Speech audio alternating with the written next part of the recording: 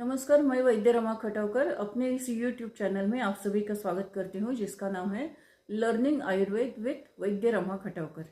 ये चैनल खास करके बनाया गया है उन छात्रों के लिए जो स्नातक और स्नातकोत्तर यूजी और पीजी की पढ़ाई कर रहे हैं। उनकी सुविधा के लिए ये चैनल बनाया गया है। खास करके यहाँ पर आयुर्वेदिक ही विषयों का विवेचन होगा।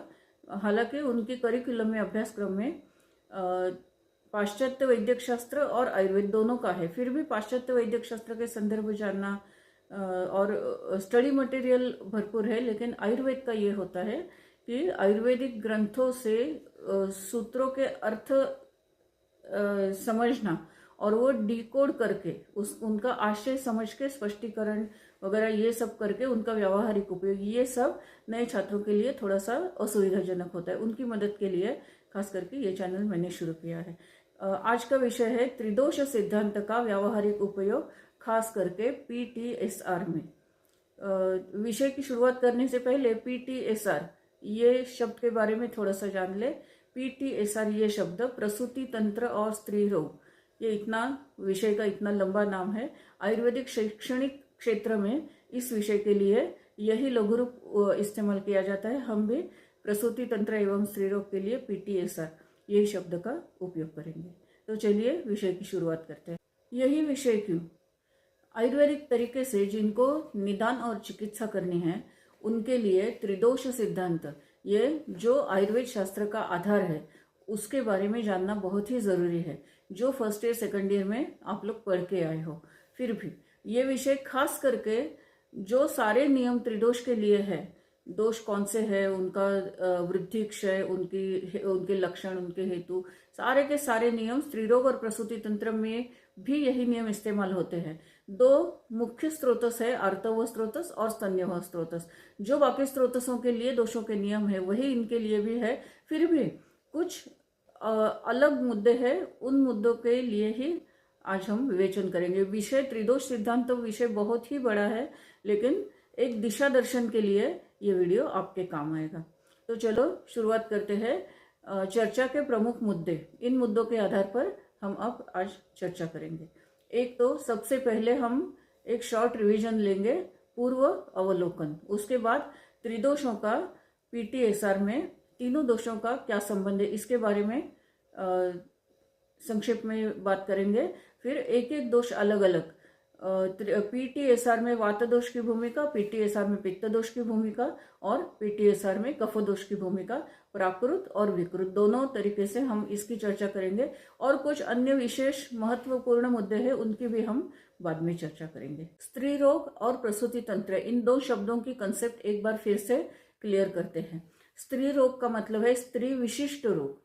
जो रोग, जो व्याधि, जो रचनाएं, जो क्रियाएं केवल और केवल स्त्री शरीर में ही होते, पुरुष शरीर में होती ही नहीं है, उनके बारे में जो प्राकृत और विकृत अभ्यास है वो वही स्त्री रोग इस टाइटल के अंडर आएगा।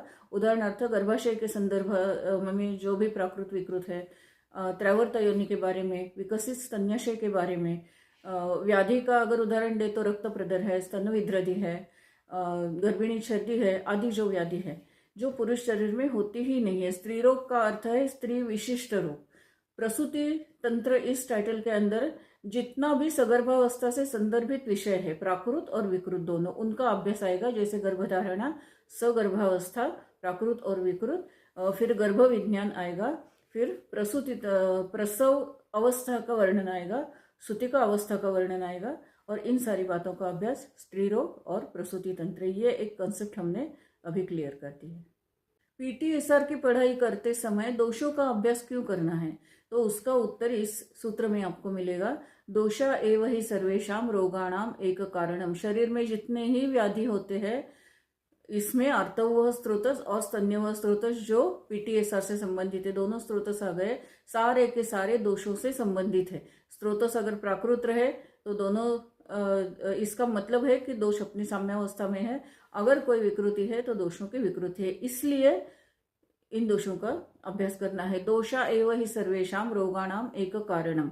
हम चिकित्सा करते हैं वो दोषों की करते हैं। वृद्धि या क्षय, प्रकोप, प्रसर, इन अवस्था में जो दोष है उनकी चिकित्सा करते हैं। व्याधि की चिकित्सा हम करते नहीं है। दोष अपनी अपनी साम्यावस्था में आ गए तो व्याधि अपने आप शांत होते हैं। इसलिए ये सूत्र बहुत महत्वपूर्ण है। रिवीजन का अगला सूत्र ये है, दोष धातु मलाम मूलम ही शरीरम। दोष धातु और मल ये शरीर का मूल आधार है। अगर स्पष्टीकरण दिए तो शरीर का बेसिक फंक्शनल यूनिट, मूलभूत कार्यकारी घटक, ये 3 घटक है। इसलिए दोषों का अभ्यास आयुर्वेद के लिए, पीटीएसआर की या फिर आयुर्वेद की सारी शाखाओं के लिए जरूरी है। चरक संहिता में से एक अगला सूत्र आप देख रहे हैं, वायु पित्तम कफश्च उक्तः शरीरे दोष संग्रह मनसः पुनरुद्दिष्टो रजश्च तम एवच। शारीर व्याधि और मानस व्याधि, इस तरह से वर्गीकरण रोगों का एक पद्धति से किया हुआ है। शरीर का जितना महत्व है उतना ही मानस रोग का है, मानस रोगों का और मन का भी है, शरीर के स्वास्थ्य अवस्था और रुग्णावस्था के लिए। और खास करके पीटीएसआर में तो ये मन का महत्व और मन के दोषों का महत्व बहुत ही बढ़ जाता है, क्योंकि पुरुष शरीर के से विशिष्ट ऐसी जितनी भी रचनाएं क्रियाएं स्त्री शरीर में है, उनमें एक मन भी, मन जो एकादश इंद्रिय जो है, 11वां इंद्रिय, वो मन सबसे महत्वपूर्ण, उसका एक वैशिष्ट्यपूर्ण मन होता है। और इसलिए वात पित्त कफ दोषों के साथ साथ ये मन के रज और तम, इन दोषों का भी विचार यहाँ पर महत्वपूर्ण होता है। रज का मतलब है मोह, आसक्ति, इस तरफ जो मन जाता है वो रज दोष दर्शाता है। और तम का मतलब है आवरण, अज्ञान, इस तरह से। उसका इलाज भी किस तरह से करें वो उन्होंने आगे जाके बताया है। अष्टांग संग्रह का ये जो सूत्र है दोषों के दुष्ट होने के परिणाम बताता है। वायु पित्तम कफश्चोक्ता त्रयो दोषा समासतः विकृता अविकृता देहम घ्नन्ति ते वर्तयन्ति च।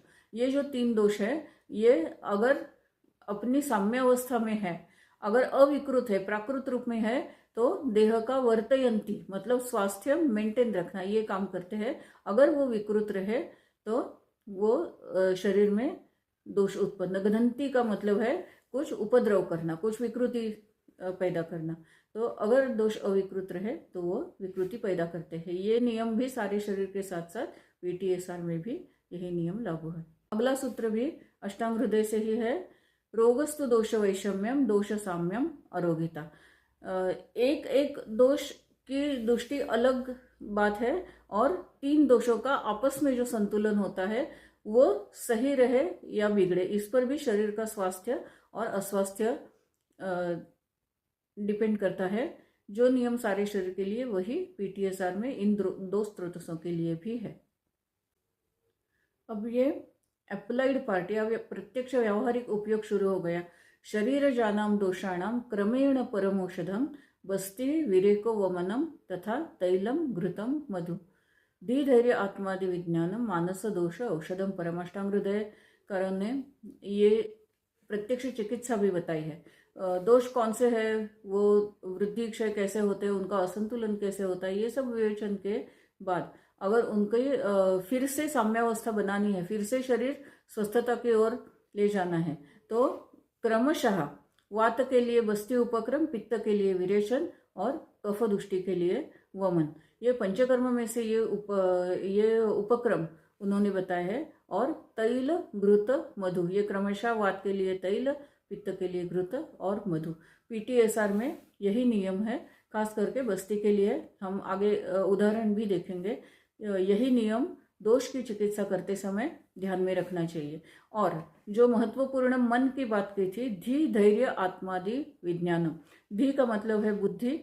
जो तमोदोष का आवरण आता है, पेशेंट को पता नहीं है कि ये करने से शरीर का, ये खास करके अतव स्रोतस में कुछ ना कुछ विकृति पैदा हो जाएगी, तो उसको बताना, उसको काउंसलिंग करना कि ऐसा करो, ऐसा मत करो, इससे तुम्हारे शरीर को नुकसान होगा, इससे अच्छा होगा। ये धी विज्ञान है।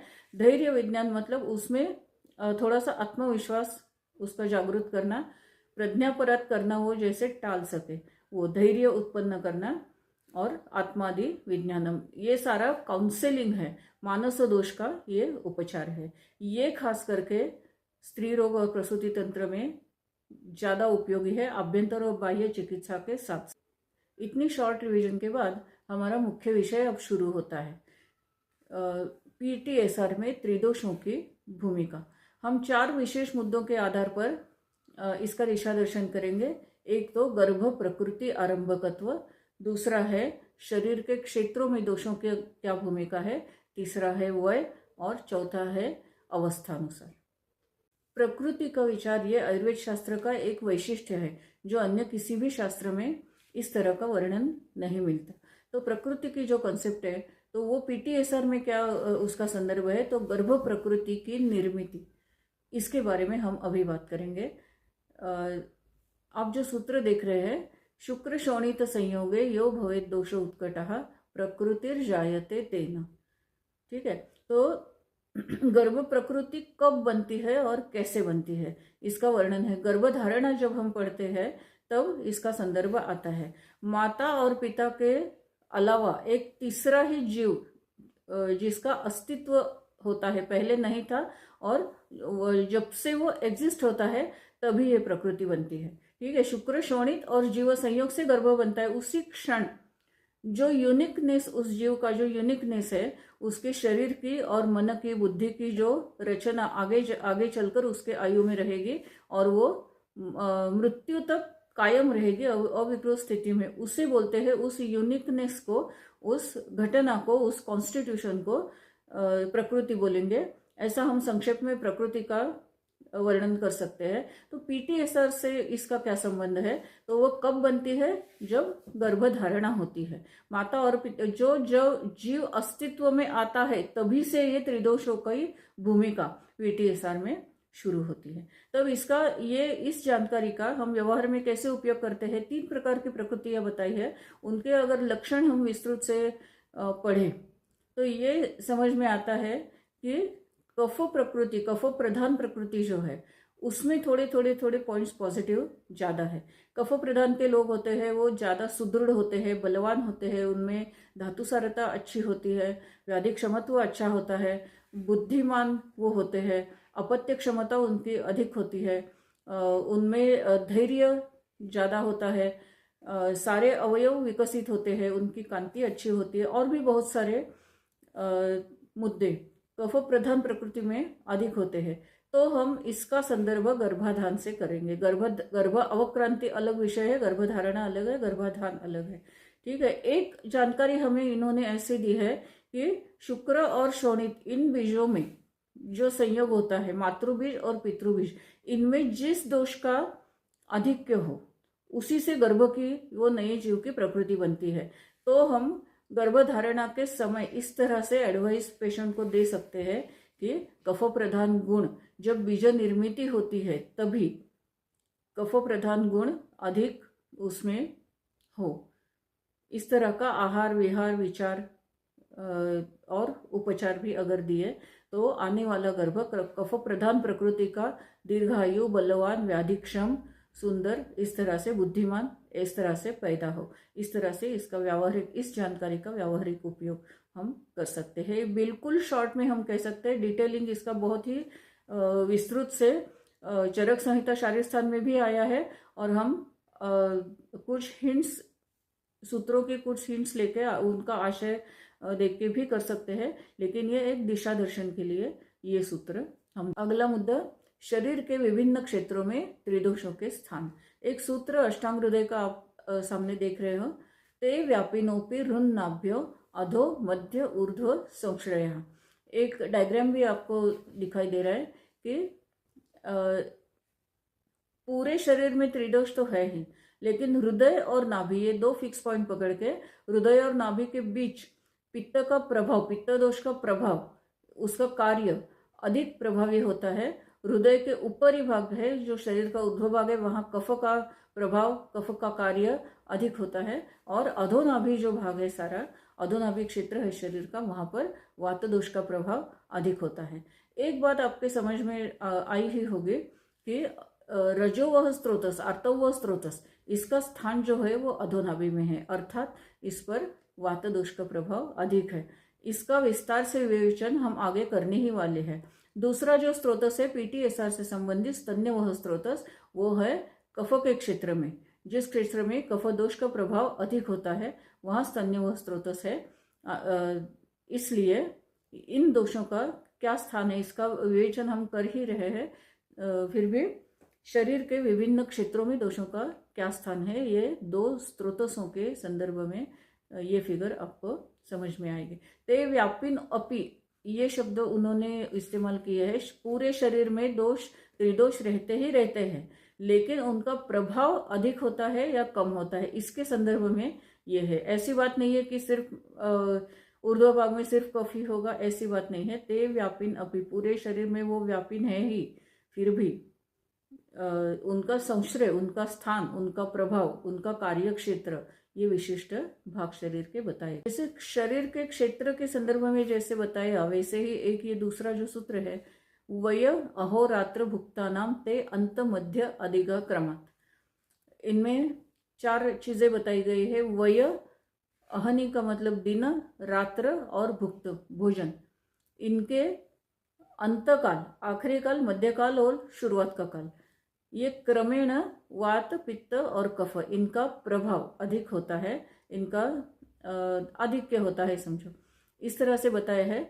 उनमें से जो वय है उसका संदर्भ पीटीएसआर से ज्यादा है, इसलिए बाकी जो है दिन, रात्रि और भोजन, इसका संदर्भ बस हम चिकित्सा में किस तरह से कर सकते हैं, औषध सेवन काल वगैरह, इसके संदर्भ में तो जरा कम चर्चा उसकी करेंगे, लेकिन वय की चर्चा थोड़ी हम ज्यादा करने वाले हैं। बाल्य अवस्था में कफदोष का अधिक्य होता है और वार्धक्य में वातदोष का अधिक्य होता है। बीच वाली जो अवस्था है जिसको हम प्रजनन योग्य अवस्था या फिर रिप्रोडक्टिव एज इस तरह से बोलेंगे, उसके भी अवस्थानुसार इतने प्रकार पड़ते हैं कि ऋतुमती अवस्था, रजस्वला अवस्था, गर्भिणी अवस्था, सूतिका अवस्था, प्रसव अवस्था, गतसूता अवस्था, इतने सारे हैं। तो मध्य अवस्था के बारे में ऐसा विधान नहीं कर सकते कि मध्य अवस्था पित्त की अवस्था है।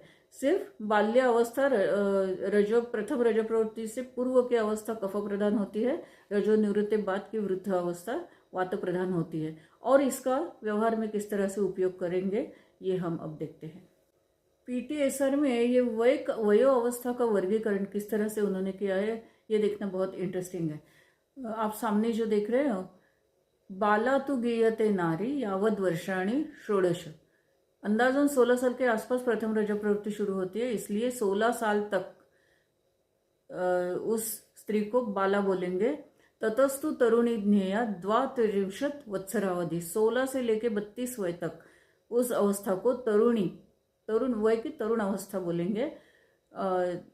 तद ऊर्ध्वम अधिरूढ़ास्यात् 50 वत्सरावधि, 32 वर्ष से 55 साल तक उस अवस्था को अधिरूढ़ा या प्रौढ़ा या मध्यवय इस तरह से हम बोलेंगे। और वृद्धा तत्परता ज्ञेया सुरतोत्सव वर्जिता, 55 साल के बाद यही रजो निवृत्ति का काल होता है, 2-4 साल आगे या पीछे, तो उसी अवस्था को वृद्धा बोलेंगे। और सुरतोत्सव वर्जिता, इसके बाद व्यवाय का निषेध उन्होंने बताया है, या फिर व्यवाय के योग्य अर्थात अपत्यक्षम वो नहीं रहती, इस तरह से सुरतोत्सव वर्जिता ये शब्द का ये अर्थ है। अब इस जानकारी का व्यावहारिक उपयोग कैसे करें।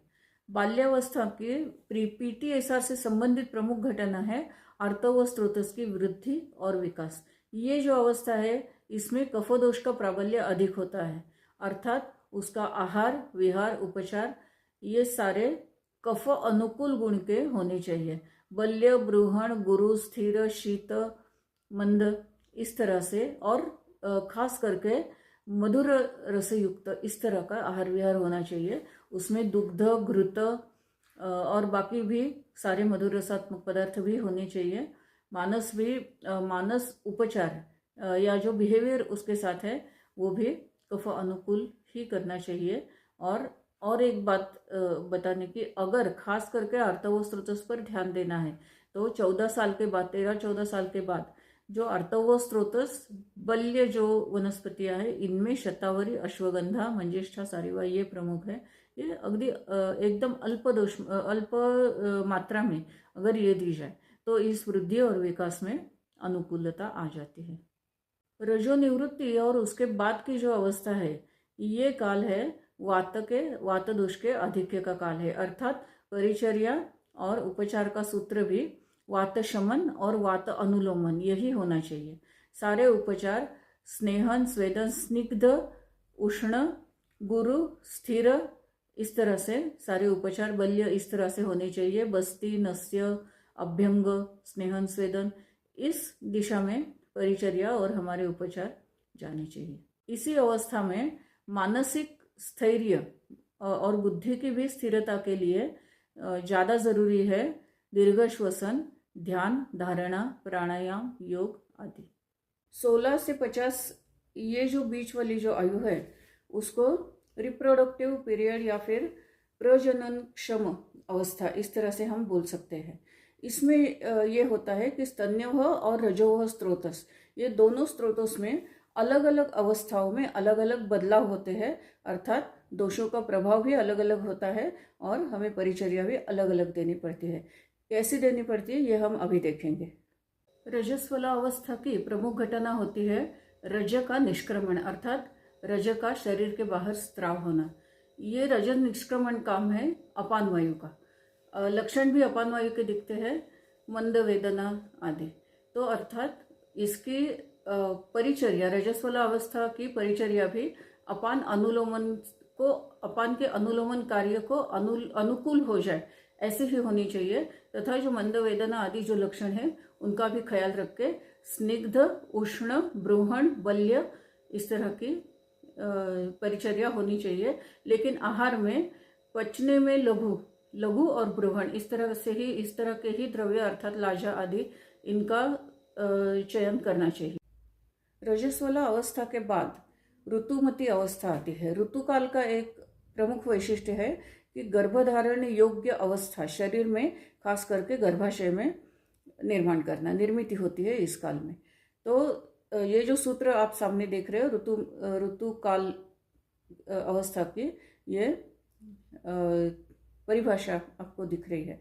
तो इसके अनुसार प्रथम प्रमुख घटना होती है प्रसाद रूप रज का संचय गर्भाशय के अंदर होता है कि अगर गर्भधारणा हो गई तो गर्भाशय के अंदर वो स्थिर होने में उसको अनुकूलता निर्माण हो, मदद मिले। तो इसलिए आहार विहार परिचर्या भी कफ का संचय, स्थिर गुरु, ये इस गुण को बढ़ावा देने वाली ही परिचर्या चाहिए। खास करके मुख्य मानस अवस्था जैसे रजतम दोष कम होके सत्वगुण बढ़े, यही अवस्था इसमें होनी चाहिए। और दूसरी परिचर्या ये है, अगर गर्भधारणा की इच्छा है तो इसी अवस्था में विवाह हो। अगर गर्भधारणा नहीं चाहिए, गर्भ निरोध करना है, तो ये इस अवस्था में विवाह टाला जा सके। गर्भिणी अवस्था का भी प्रमुख घटना इस अवस्था की ये होती है, गर्भ का पोषण, वर्धन, धारण, ये सारा जिम्मेदारी गर्भिणी अवस्था में होती है। तो अर्थात इन सारी क्रियाओं के लिए जो जरूरी है, स्थिर, गुरु, शीत, इस तरह की ही परिचर्या चाहिए। एक लाइन में इस गर्भिणी परिचर्या की सामान्य सूत्र परिचर्या का बताया है चरकाचार्य ने, गर्भिणी सौम्याच सदा भवेत्। सारे तीक्ष्ण उष्ण आहार विहार उपचार वर्जित होने चाहिए और जिस तरह से ये गर्भवृद्धि और गर्भ विकास और गर्भ का स्थिरीकरण होने में मदद मिले, इस तरह का ही आहार विहार उपचार होनी चाहिए। इसके और मानस उपचार भी इस तरह से ही होनी चाहिए। प्रसव अवस्था की प्रमुख घटना है गर्भ निष्क्रमण। गर्भ निष्क्रमण ये भी कार्य अपान का ही है, अपान वायु का ही है। और अर्थात प्रसव अवस्था के सारे उपचार अपान अनुलोमन ऐसे ही होने चाहिए। गर्भिणी अवस्था के 9वें महीने में प्रसव की पूर्व तैयारी के हिसाब से उन्होंने मधुर औषधि सिद्ध अनुवासन बस्ती इसीलिए बताया है कि आगे आने वाले प्रसव में अपान के कार्य में कोई रुकावट ना चले। सूतिका अवस्था में वात दोष का आधिक्य ना सिर्फ रजोगुण स्त्रोतस में, पूरे शरीर में इस तरह से होता है कि थोड़ा भी मिथ्या आहार विहार का बल मिला तो ये वात का आधिक्य वात दुष्टि में, वात का चय प्रकोप प्रसर इस अवस्था में बदल जाता है। क्योंकि गर्भ 9 महीने तक जो गर्भ पूरा शरीर में विकसित हुआ है वो निकलने के बाद तुरंत शरीर में शून्यत्व आ जाता है।